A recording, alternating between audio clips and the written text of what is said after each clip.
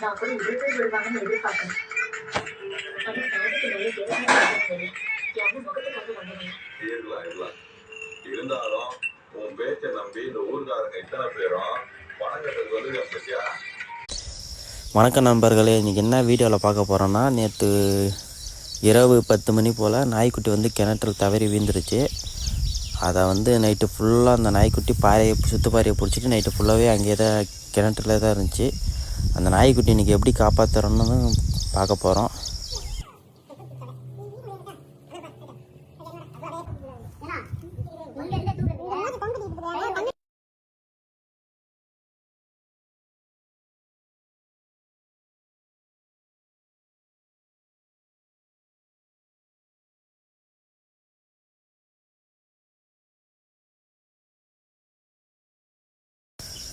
கிணறு வந்து ரொம்ப ஆழமாக இருக்கும். எப்படி